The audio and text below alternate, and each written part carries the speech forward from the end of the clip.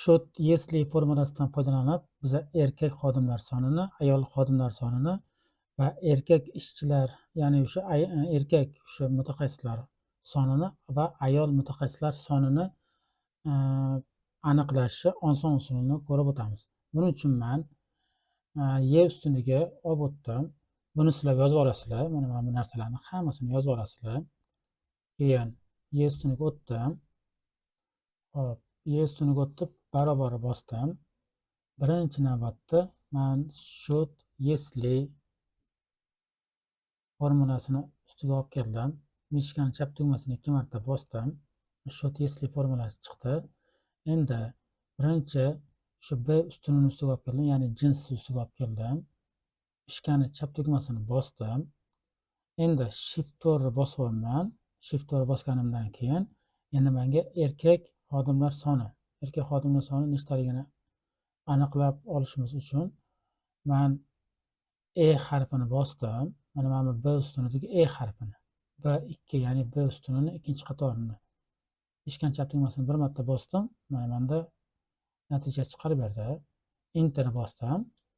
Mana 4 ta erkak xodimlar bor ekan. Sanaymiz. Xo'p. 1 2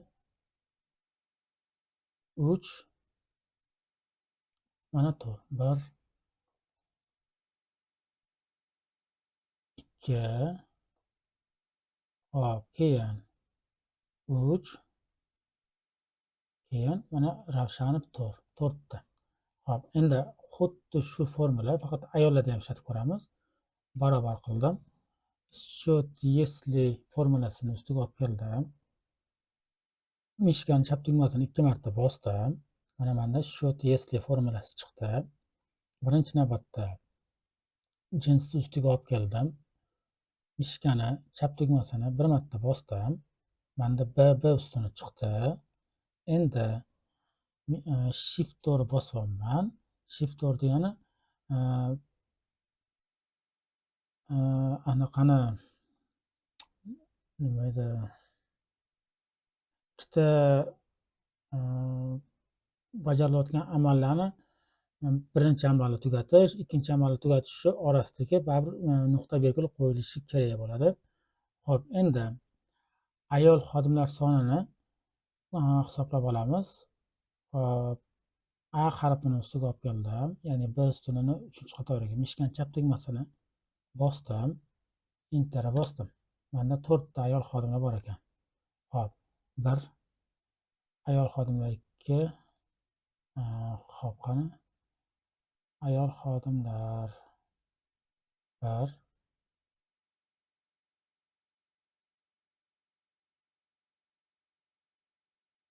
hop, ayol xodimlar sonini hisobladik. Bizda 4 ta chiqarib beryapti xodimlarni. Hop, bitta xodim bor ekan bizda, mutaxassis.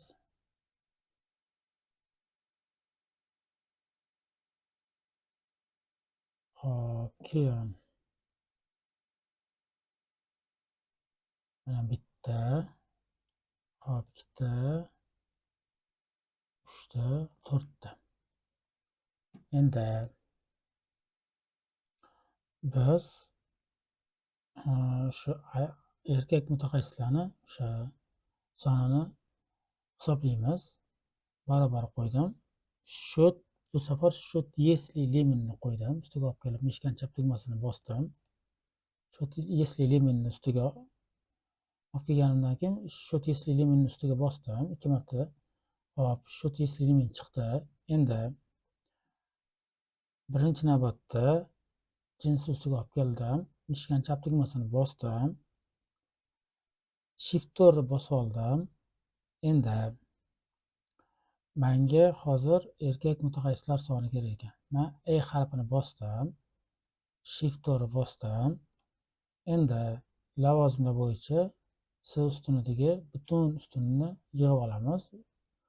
S ustuni ustiga olib kelib mishkan chap tugmasini bosdim. Butun ustunni yig'di.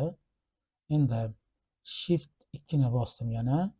Bu yerdan endi menga erkak mutaxassis degan so'zini oldim. Enter bosdim. Menda bitta erkak mutaxassis bor ekan. Hop, mana erkak bitta mutaxassisimiz bor ekan. boshqasi yo'q ekan. Hop, ayol mutaxassislarnikini ko'ramiz. Barobar qo'ydim. Shot Yesli Lemon'ni ustiga olib keldim. Mishkani chap tugmasini bosdim. Endi B ustunini to'liq egalladim. Shift to'rni bosdim. Endi A harfini ustiga olib kelib bosdim. Shift to'rni yana qayta bosdim. Bu safar endi lavozimini olaman. Lavozimni to'liq oldim. To'liq ustunini oldim. Shift 2 ni bosdim. Endi menga ayol mutaxassisni oldim. Enter bosdim. Mana 3 ta mutaxassis. Bitta 3 ta mutaxassisimiz bo'lar ekan.